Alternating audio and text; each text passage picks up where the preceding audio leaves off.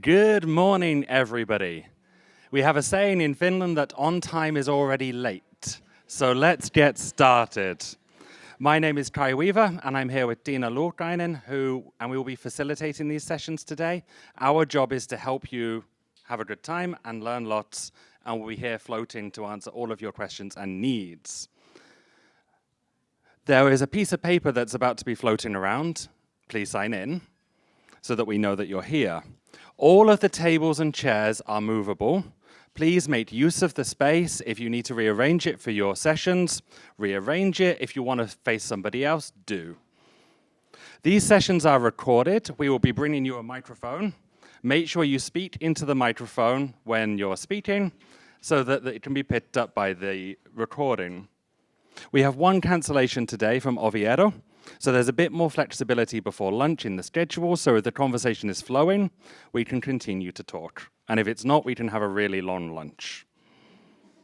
So, allow me to hand over to Tiina Parkkonen, who is our wonderful dear leader in Work Package 5 for Innovative Teaching and Learning to Open Staff Academy. Tiina.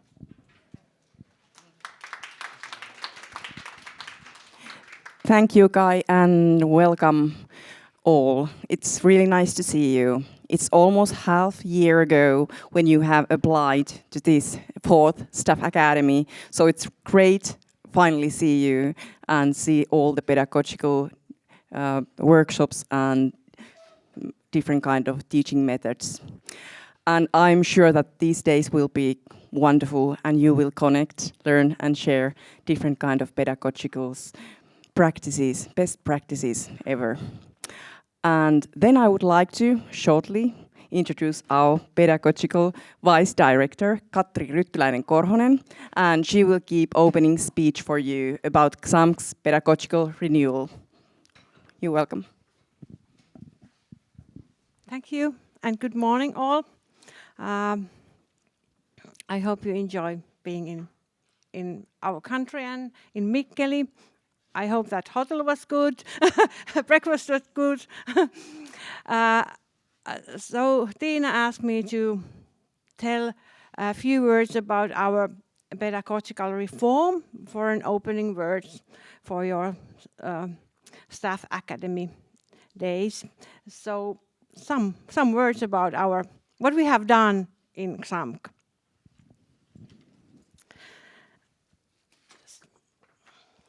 So we started in 2022 this reform, and why we did that, we found that we need to respond better on national development challenges, such as working life changes, the development of digital learning environments, increased cooperation between higher education institutions and the renewal of continuous learning. Our working population is getting old, and we have to, on the other hand, we have to take care of our skilled working population in Finland. So the continuous learning is important in Finland today. So we all know that development of digital learning environment changing a lot and rapidly. And then changes in working life, the younger generation is not like us anymore. So we need different leadership and management for our new working persons, staff. Then we need to respond increasing internationalization. We're all facing that in Finnish higher education's institutions more than ever. And for example, in XAMK we have growing amount of international programs today. And next year more. We are planned more. So we are rapidly we are more internationalized in few years further. Then we need more flexible curriculum that allows cooperation between schools and fields of education. We have 3 schools, and we noticed that we know that they are not working together a lot. They are separate schools quite a lot, and we would like to have changed that and try to make a curriculum so that it is possible to cooperate more between schools and educations. And then we have to use our resources more rationally, and then we wanted to reduce the duplication of teaching. You know, we have 4 campuses. For example, nurses, we educate in 3 campuses. And before they were very separate. They don't cooperate a lot, and now we have common courses, and they do cooperation a lot together.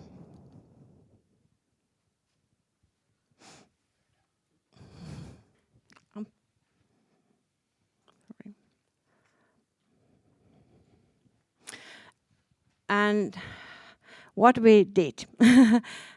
I must say that it wasn't very easy for a start. Okay, our work was organized in around themes. One was future-oriented workshops, preparing the ground of the new curriculum. Then we developed courses and course details, and we supported that work with 3 support models. We have a pedagogical coaching. It's going on all the time. And then we call it some support universe. It's a framework that organizes and clarifies available support resources. And then we have a lot of events, means of engagement. And then we have one theme online, enhancing learning environments and open learning materials. And there were workshops focused on learning environments. And then we made scenarios for learning environments during that work. And then we're revising our curricula. And our approach was like a bottom-up development within the XAMK, and that wasn't easy either. We know this. I want to say that we make mistakes, and on the other hand, we learned a lot.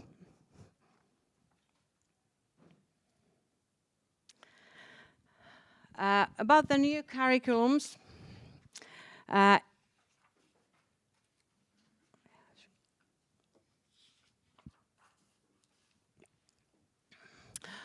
instead of following the pre-designed study part, students have the flexibility to build their own individual study path, and this is we have had this in some amount before, but now in new curriculums it is more easier, and we wanted to more flexible curriculums that our students can plan their studies more than before. And we increased the number of optional studies to ensure that students have flexibility to make their own study path. And then we did optional studies so that they are not specific to a certain education. They are more general for all our university, or then they are common inside the one of field of study. And this was a difficult for us. I think we used a lot of time for this and a lot of discussions, and our teachers were afraid that their own core competence is disappearing, and nobody can teach as well as they can, engineering or nurses, and different things came up. And also we make a space for students that they can choose to study outside their own university. And then we make also space that the INGENIUM European University studies, joint programs is possible for integrate to our curriculums. Yes. And this was a hard thing for us. The structure of the curriculum is very roughly, I say now, core competence, complementary competence, and other optional studies. And those XAMK level complementary competencies are, for example, sustainable development, successful business, security in a digital environment, future leadership, and well-being at work. This kind of topics.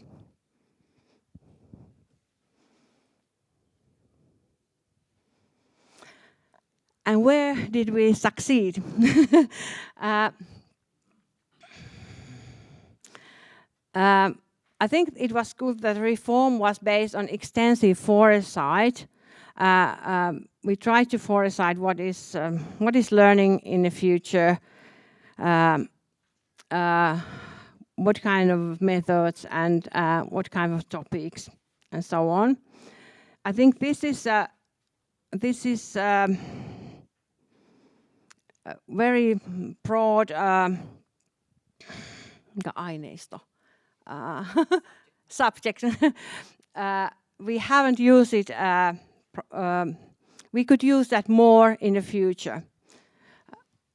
Then the reform spanned the entire XAMK organization, not for teachers, also other personnel in our university were part in this reform. New curriculum are well structured to meet objectives of the reform, I think. They enable extensive cross-learning, personal choices for the students, multidisciplinary learning, and study in international networks. I think these are okay in our curriculum, and we started at the beginning of this year with these new curriculums.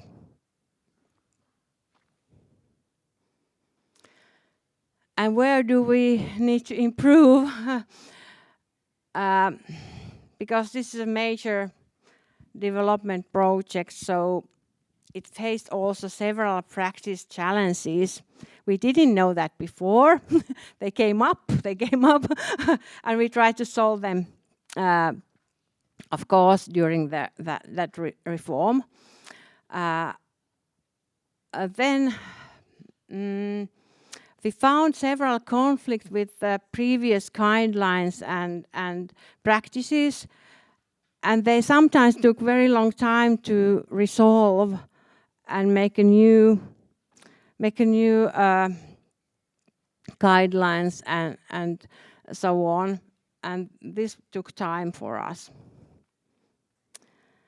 And also this strong bottom-up approach we wanted that.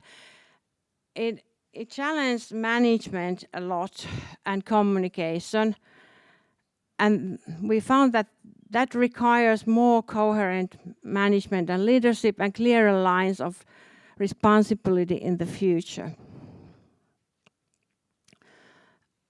and this is a learn-to lesson for management of these big reforms. And some of the information gathered during the reform process was not widely used, but work is still going on. So we have a lot of data during this process, and we have to use it. We can use it in the future also.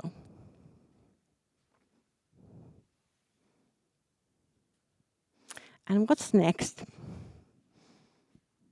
So we started in beginning of this year with a new curriculum, and of course we monitoring and evaluate how this works. We have noticed some things we have to make differently already, but we can fix them.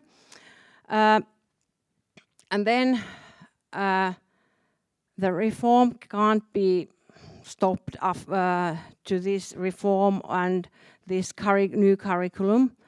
So we have a now working group on pedagogical development, and it has been set up in XAMK, and it's responsible for strategic and cross-functional pedagogical development. We have had meetings already together, and one work of this pedagogical group is updating XAMK's pedagogical development program. And then we have started a new project, our research and development action as learning environment in master programs. So we want to combine higher education teaching with research more than we have done now, and specifically in master programs. And that requires, again, new pedagogical thinking and structure that combine teaching and R&D. And also it needs a pedagogical leadership. This we have started at the beginning of this year.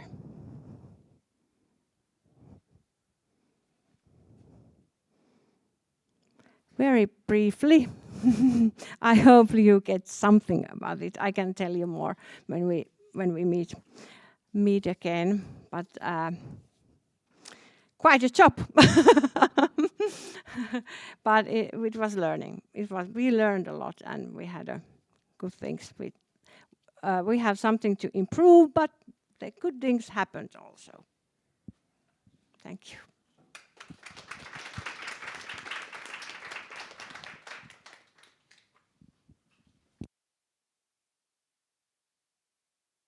Thank you, Katri, for opening this event. I have the pleasure also to introduce our next guest speaker, our dear colleague from Crete.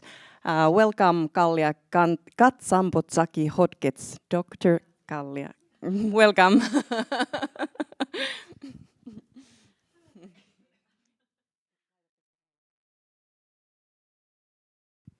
Good morning, everyone. Thank you for being here. I have the pleasure to represent the University of Crete and two projects that I've been involved with. One is Erasmus Plus Coalition, which is about coaching academics for inclusive student-centered pedagogies. And the other one is as a coordinator for the Center of Teaching and Learning that I have been for the last 4 years. I am not anymore. But I have lots of things to share, and because reflection is a big part of the inclusive teacher, I would like you to do something whilst I'm talking, and then we will count scores and see who got most of them, points, yeah? So I want you to create in a notebook or laptop on a new page, I want you to create a table with 3 columns. The first one, as you hear me speaking, in the first column, I want you to add things that you have already done as faculty members. as teachers, university teachers, lab teachers. It doesn't really matter whatever exactly it is that you're teaching or doing, but it's important to reflect on anything you hear that you have done. And in the second column, I want you to add things that you would like to do. And in the third column, I would like you to add things that you would never do, because it sounds completely crazy and perhaps it doesn't fit in well with your context, or perhaps because it doesn't suit you. Right, before I start, I haven't started yet, by the way. I just want to say that we have published a new ebook called Innovative Faculty Development Towards Inclusive Centered Student-Centered Pedagogy. And you can find online more details about what I'm about to present. So let me start. So this is about inclusive education. But the first thing that I need to address here as we go on is that the ambiguity, the problems we have and the disagreement among faculty members regarding what is inclusive education. What does it really mean? So we have this conceptual ambiguity because the term lacks clear meaning. People think it's different things, and you will see later on what I mean. There is also institutional variability, so different universities, they adopt different strategies. They focus on different things. For example, some might just focus on technology, or some may focus on accessibility. This is not just that. That's what I'm trying to say. There's so much more into this. Other universities face internationalization challenges, and that's why they do it. So it's completely a forced thing. And when they try to integrate language and culture, that poses challenges. And other universities face pressures to enhance quality to get higher scores. In the program that I'm going to present, it started in 2022 when I asked 5 friends of mine, 5 colleagues of mine from the University of Crete to design a syllabus for inclusive education, one that aligns all syllabus components. So imagine you are recreating your own syllabus where you have the learning objectives to start with, the content, obviously, that you want to teach, and then you have to align these with activities for engagement, assessment for learning, and so on. So they had to do this alignment, and I even told them that we are doing this having in mind that an external evaluator will come and they will give us accreditation for the university. So it was theoretically, this alignment was supposed to be part of an accreditation. It wasn't, but we just made up this scenario, right? And they did that. I've published a paper in 2022, you can see it's called The Naked Syllabus, because that was one of the comments that I got from one of my colleagues. She said, I feel naked with this syllabus. I've told everybody everything, what's there to do more creative than that? But anyway, let me define inclusive student-centered pedagogies before I move on.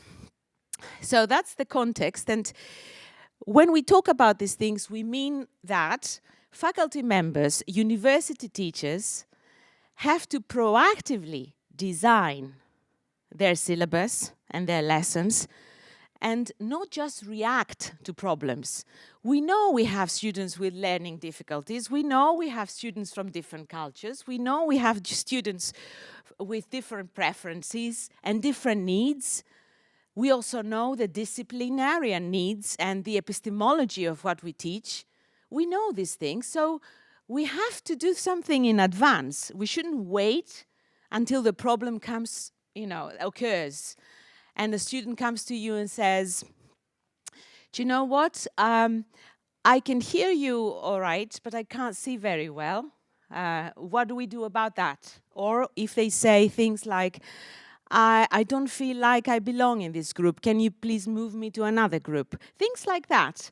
You know, it doesn't only have to be about learning difficulties, it does include it, but it's not just that.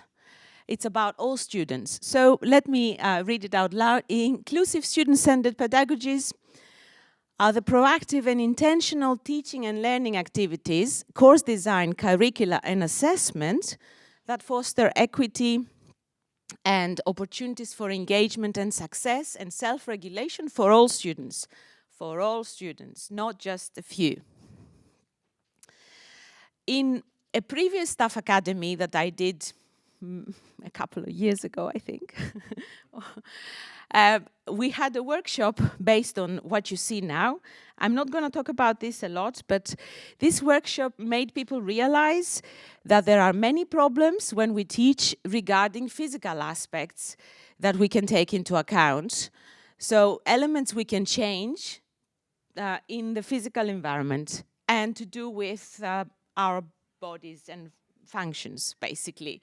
Socioeconomic aspects, we can do things in our lessons to make things easier for certain groups of people or people that,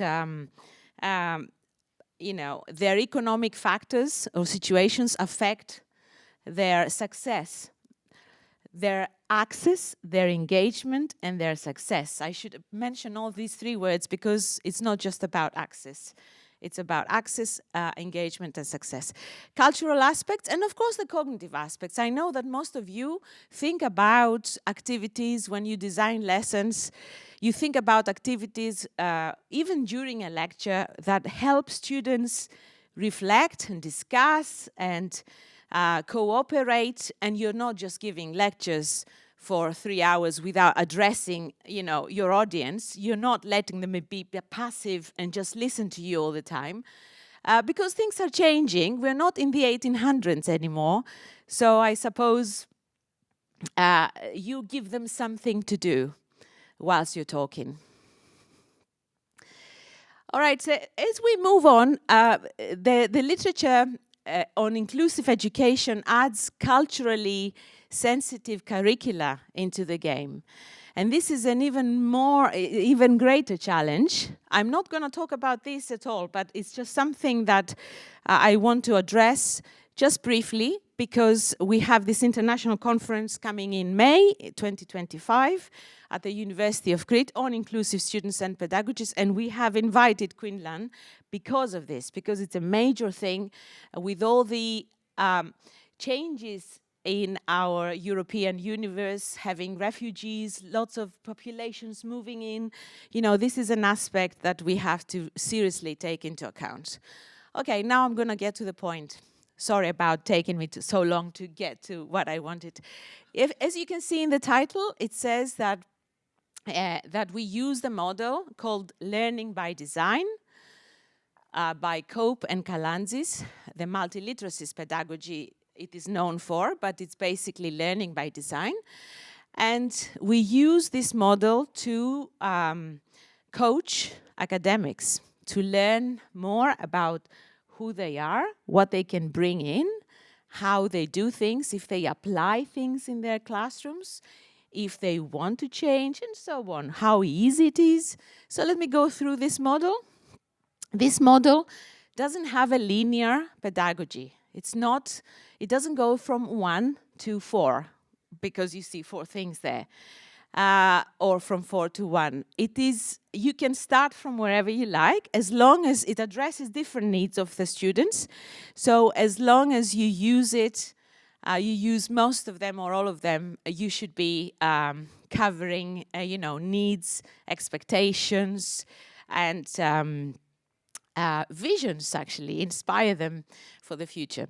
So I will start with experiencing, and I will say that this is the part where you have to basically do something in your classroom to invite them to bring something with them. All the students use their prior knowledge to relate to what you're presenting. The next part is conceptualizing, and this is where the theory comes and the lectures and all that. But again, when you give a lecture, let's say, and you're explaining concepts and so on, you have to give them something to do. I mean, you ask them to make a mind map, ask them to create a table. I just did that. I just gave away what I just did with you. Ask them to do something that they are accountable for, that they will give you at the end of your lecture, or upload in a platform as a proof of them being engaged during the session. I do that with my students, and they all say it works. The other thing is analyzing, which is about critical thinking. And this time, you have to train them to see different perspectives in whatever you present, and not present it as a matter of fact. Don't present anything as it's the truth. So you have to put them in the position of critically analyzing what you're saying, if you can. I know that for science lecturers, this is a very difficult thing, but actually science, hard sciences even more, they are the ones that know that things you take for granted now may change. We think something is true, and they change in a couple of years. And change is ever so often. And the last part is application, where you ask them to do something actual that shows that they know. So it's about implementing what they know, creating something. And this is the theory behind what the model I showed you. And what I really like is the part that is highlighted here, that says that learning is not just a figment of mind. Most of us, when we teach, we think about cognitive skills. We think about socio-cognitive skills, if we're lucky, if we got there. And we think about what kind of mental activities our students are involved in. But it's not just that. It's not just that. It's not a bad thing. It's definitely important. But learning is not just a figment of mind. Mind and learning are social. They are affective. They're embodied. They're media using. They're object-oriented. And learning consists of the things you do to know, the things you do to know, and the media you use to know them. So learners have to be producers. They have to create their own products as an artifact, as proof of their learning. So we took this model and we used it for faculty development because, as you can see, it's the same model here. It doesn't focus only on the cognitive aspects, but also the emotional and the embodied, the practical domains of learning. Another advantage of this pedagogical model is that it adds another layer. So it's not just 4 parts, it's 8 parts, because it says, yes, you can apply. There are 2 ways to apply things. Apply something appropriately, or apply something creatively. And this is the difficult part. So when you add this word there, then you have 8 options in this model, and that word makes it even more difficult, because how do we assess creativity? So as I said, this was part of this project, and you can find things online. You can find the seminars and the workshops and everything you need. We also have a MOOC that talks about, trains faculty members for this. This MOOC will start, I think it's at the end of March this year. And now let me get to what we actually, how did we translate this model and made it work for faculty teachers, for faculty members, university teachers. So we took experiencing the old and the new, and what we did was to use peer observation. And we asked them to go to each other's classes in pairs, observe each other, complete a rubric about inclusive education, but not to evaluate the person that they're observing, to reflect on their own difficulties, potential, so it was a completely different way of doing it. it wasn't involving assessment, it involved reflection only. To the point that although we knew the pairs, we asked them in their reports, we said, do not mention whose class you are attending, observing. For the second part of the model, for the analyzing critically part, we asked them to create the syllabus. They did peer coaching and they discussed with their colleagues things that they felt that they needed to be discussed, perspective taking and so on, context discussion. But also the main part of this was the syllabus design that I explained earlier on.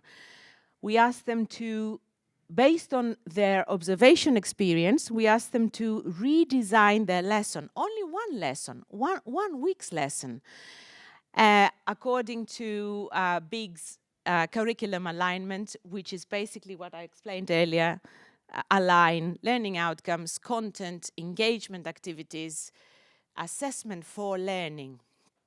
And the conceptualizing part, which involves a MOOC and seminars for this, but they have to do and reflect, have to do something, lots of activities and reflect on things they do.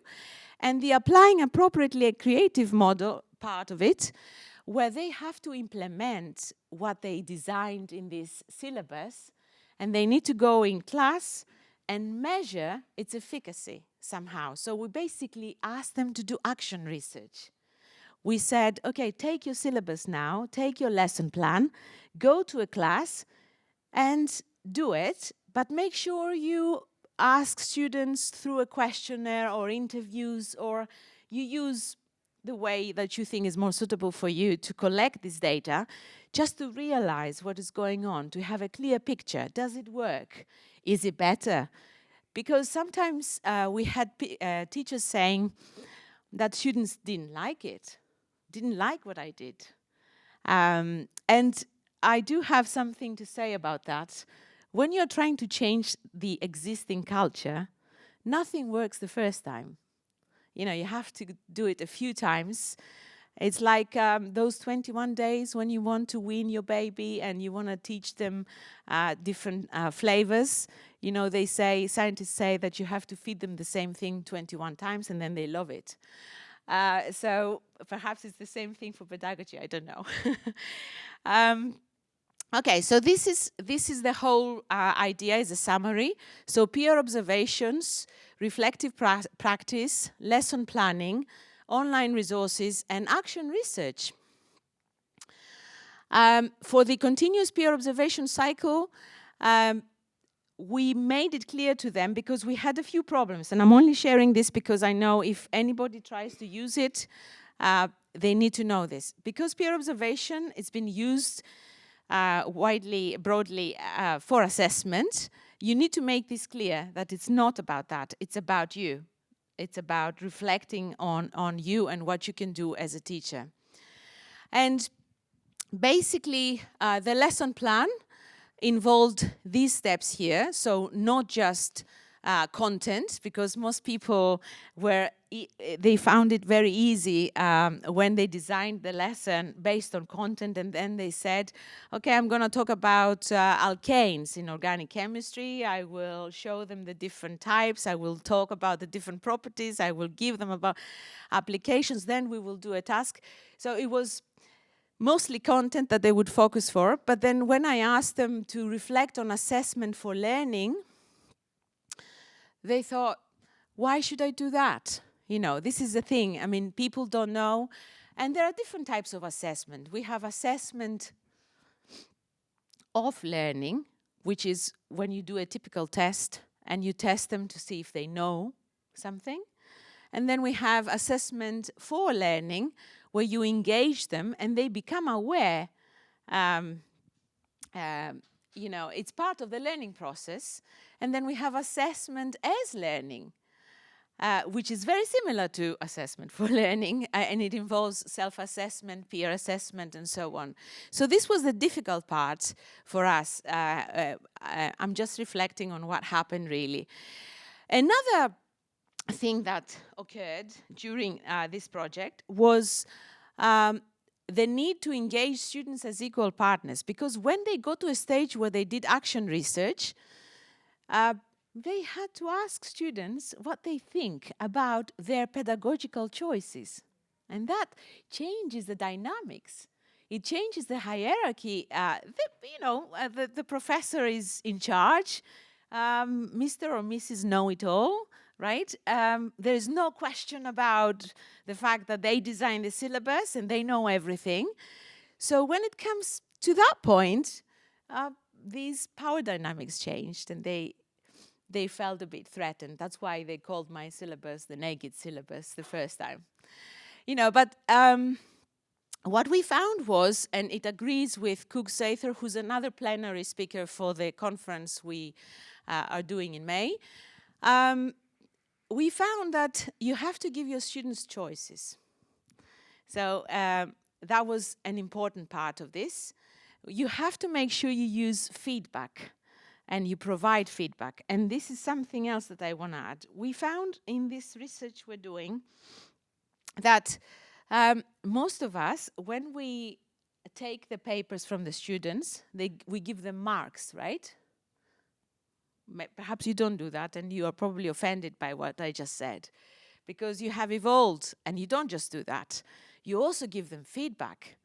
But if you only have one essay, and it's at the end of the semester, and you write this feedback, you spend all this time writing this feedback, is it feedback that they can take to do something, or is it just mark justification?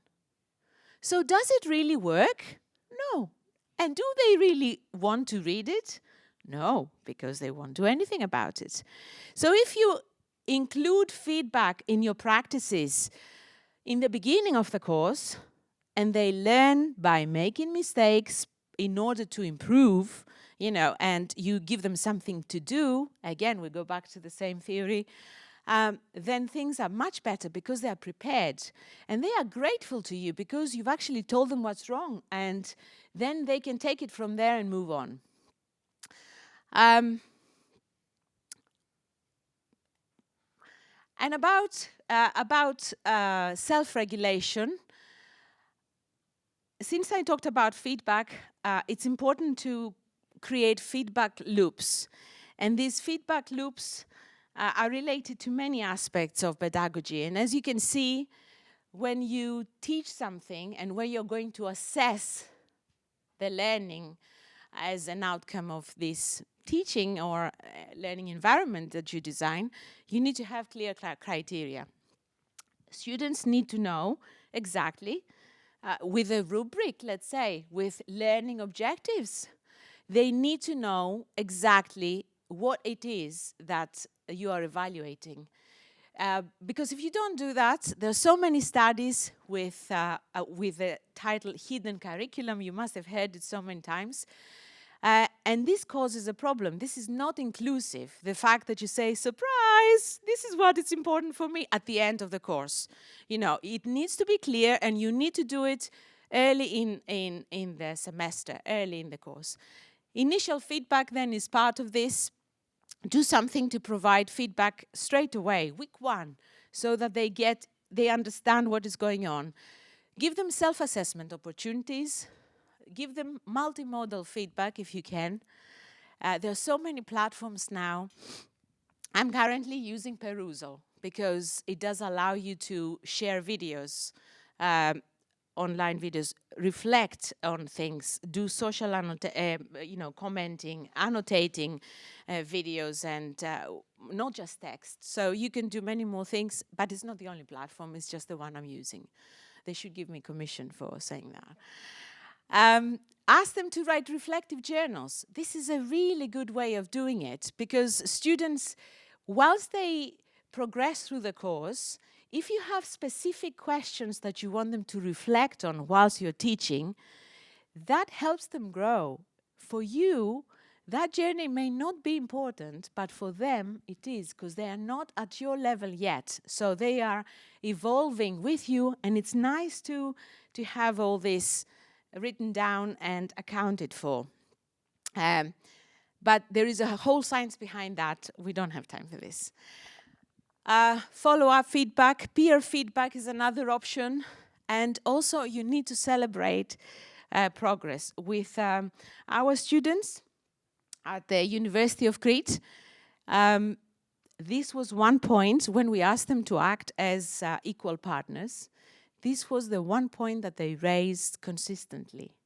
They said, we are sick of being assessed at the end of a semester, just given one chance to succeed. And instead, they should basically tell us, well done for moving from A to C. Instead of saying, oh, F, you failed. You know, you didn't do well.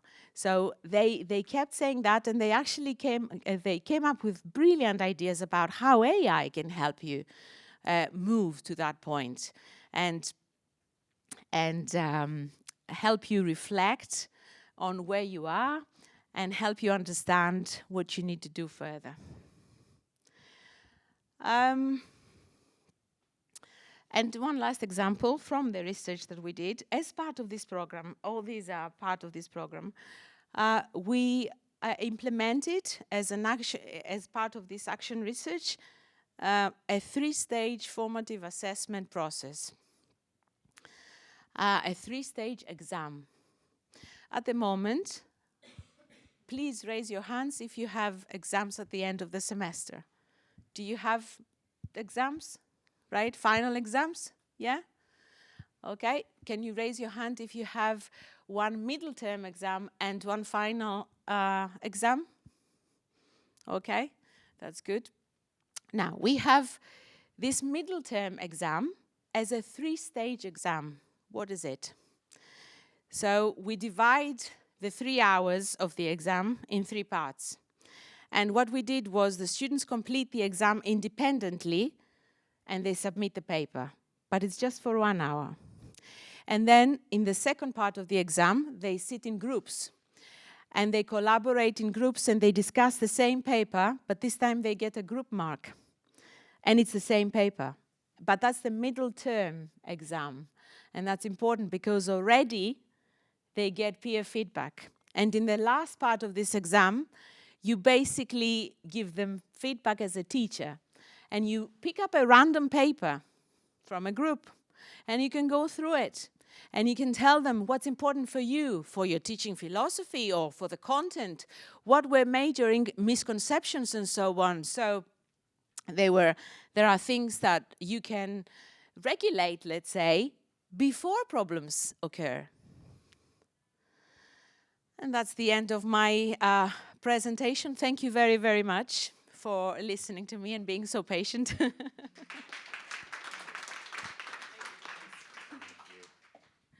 Thank you, Gallia. As a teacher, I can relate to every word.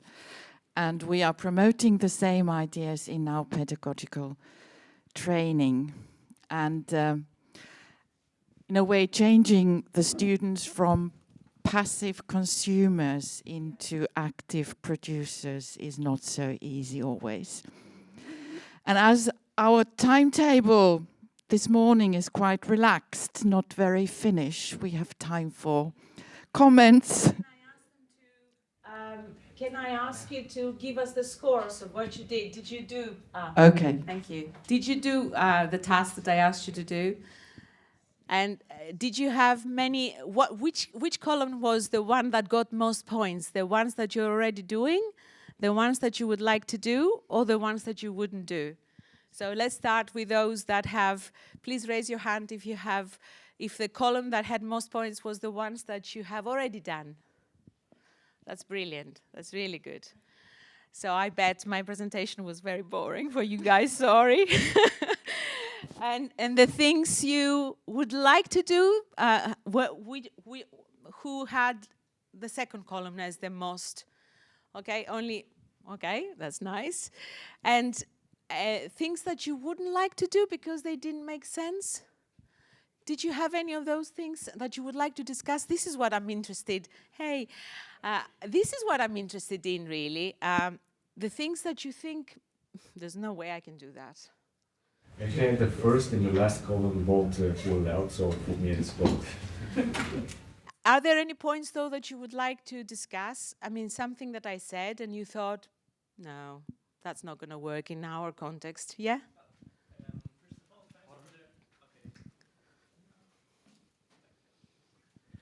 First of all, thanks for the presentation. It was really interesting.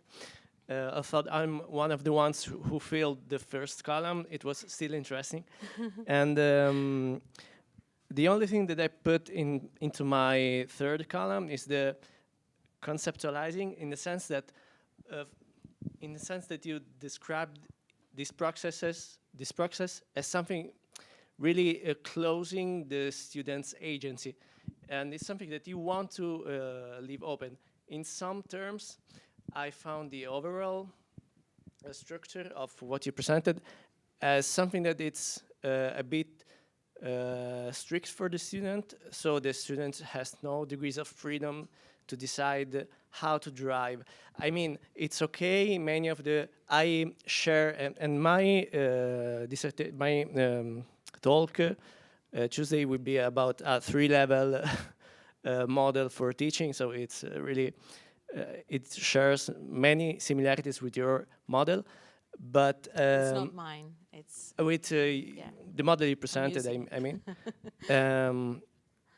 But I think that it's important to give the student more agency, more sense of agency, sense of control, without imposing what he or she should do during the lessons. I mean, if a student wants to take notes, to draw something, I think he or she should be free to do that. great point. I do that. It's something that I probably didn't explain, but I always give my students options.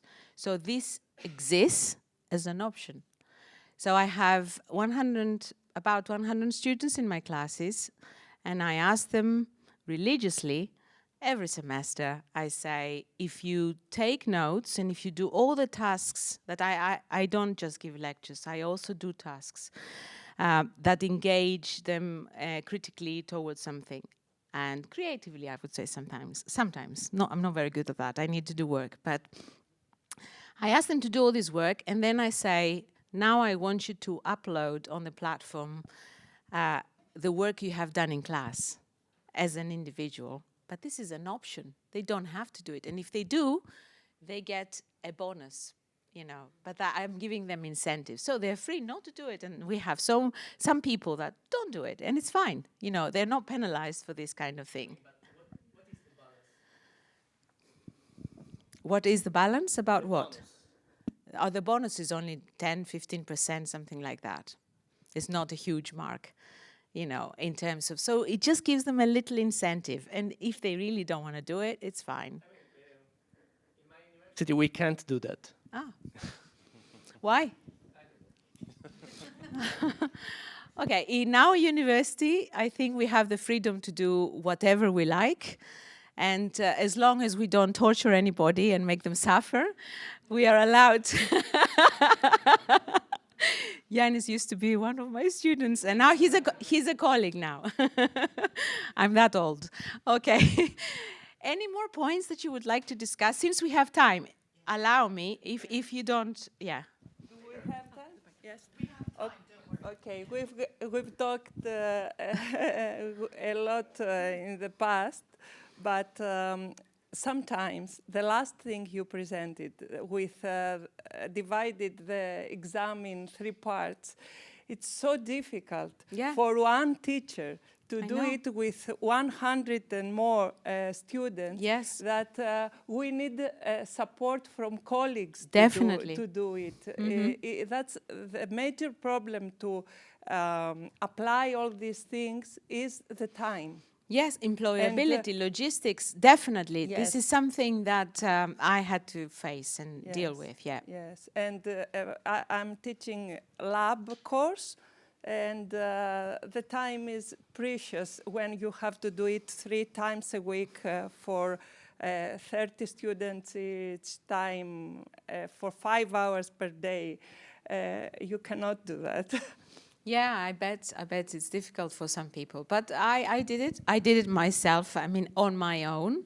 Because what I did was, I used this option, the choice card, and I said, you don't have to do that, guys. You don't have to do that. Just whoever wants to do it, you can take part. And out of the 100 students, only 40 came up, so it worked. I could do it. But if it hadn't worked and everybody wanted to, next year, I don't know what will happen if they all turn up, but I will know in advance, yeah, I'll have to have a plan B. I think that the three-stage assessment is actually depending on the subject that's under assessment. It will be very difficult for some experimental or more practical subjects to do it like this. Yes, if it involves experimental implementation, that's not possible. Yeah. Yes, So it's only for, I mean, we tried it in 3 departments in Greece, different universities. I was just one of them. One was a chemist, but he teaches theoretical, you know, not in the lab like Maria does, And the other one was a psychologist, so it was educational psychologist. So it worked for these subjects, but you're right. If you have to test them on how they actually implement something, no. Because the time really will. No, you wouldn't be able to do that. Yeah. Good point. Yeah. Do we have any other comments or things you would like to share? Hello. Yes, I am just a researcher. I teach nothing. But a comment about what you said, that when you do something the first time, it doesn't work. Now, I come from a perspective of science education, so I'm really focused on natural science, but I have heard this argument before in a paper, and what the researchers found about this initial resistance to a radical change in how we approach classroom a lesson is distrust. So you can go inside in your classroom one day and say, today everybody is going to voice their opinion honestly. I want your feedback. No student will believe you. So the initial resistance to a radical change comes from distrust from the students. They do not believe you that you want to change. And the second comment is about power dynamics inside the classroom, because as you were explaining your module, I will keep thinking about the role of the teacher and the role of the mentor, because they are very different.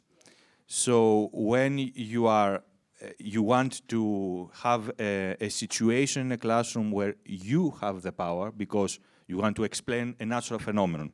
You know the phenomenon, they don't. It's just the truth. You are a teacher.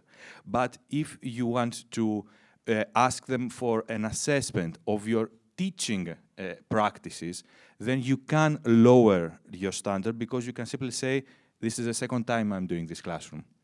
I need your help to approve. So if you persuade your students that your power status is closer to them, they will be honest with you, because you are not the wise man on top of the hill, which are most professors nowadays. So it's about, most of the time, it's about how you control the power dynamics inside your classroom and how you persuade your students of what is your, let's call it, power level at a given time, at least from my discipline, science education. Thank you. Thank you for these very, very valuable comments of yours, because it comes from experience as well. And it's important to share our perspectives like that. Thank you so much. Any other comments that you would like? Oh, yes. Yeah, hi. So I'm a little bit curious about this, because you mentioned kind of distributing the assessments throughout the semester, having midterms. This is something that we at our university don't have, because it's written in the curriculum, or I guess like the law of how we run our study programs, that we only have one final assessment in the end of the semester, and then we have the option of awarding bonus points, but not cumulatively, only bonus. I'm curious about what other universities are like, because now I'm hearing that you have the exact opposite situation. Are there people who also have this issue where you do not have the opportunity to provide midterm assessments, and how do you go about doing these things, or like providing multiple assessments and feedback opportunities. Anybody would like to share similar problems, or because it is really a policy thing, isn't it? And it's to do, perhaps you should let people in charge know about this option, and perhaps, you know, suggest it as a change, possible change. And you never know, this is how cultures change, actually, one step at a time. You can use these tools to do things in the middle of the semester. For example, online tests, or without counting in the total mark, but giving them motivation to deal with the lesson the whole semester. I'm doing that, no mark for the test, but they know that every week they have to answer some questions to be prepared for the lab. Online at their time, without, I count if they do it or not the score. So there are tools to do it. From your point of view, without having the institution restricting what you're doing. Right. Yes. Yes. Oh, sorry. Okay. I just wanted to quickly ask back. I'll just be loud. It's okay. Do you just award like a marginal amount of bonus points, or is there like what's the incentive for the students? It's a pre-lab test. It's a preparation. I don't need. I'm so sorry. Okay. It's a preparation test. And it's also about it because we are in the same university. They are human beings, people. So there are a lot of incentives. For example, I know it's going to sound silly, but because we had to take one extra lesson in Saturday morning, which of course it's not something the university supports, the teacher said, come, let's do this lesson in Saturday. I will make coffee for everyone. I know it sounds silly, but he gathered like 60 people inside his classroom. So the mark, yes, it is the most important incentive for a student, but there are also human beings. I know it sounds silly, other silly things also matters greatly to them because they think it's fun, because they find it engaging. Buy them candy. They will do your pre-test. We have time for one more question. I just had one comment on the policies. During our reform, we have come to the conclusion that it's essential that we have pedagogical management, and also that all managers understand pedagogical challenges and issues. It's not enough that teachers want to reform. It has to be the whole organization. I don't know if there's anybody else. I don't think we have time for any more comments, but if anybody urgently needs to say something. No. You. Thank you very much. I wanted to add something about the autonomy of each student, each person. Obviously, is a human being in terms of adding changes, and especially to the curriculum in terms of the pedagogical approach. I really think that the autonomy of each person has to be taken into account, and nothing should be forced. So it has to be very well thought out before it's implemented. Yes, good point. That's why we talked about choices. To start with, you have to make them feel like they chose, they opted for this. It's their decision to go for that option. It's not you enforcing, imposing anything. Yeah. Exactly. Thank you. Thank you.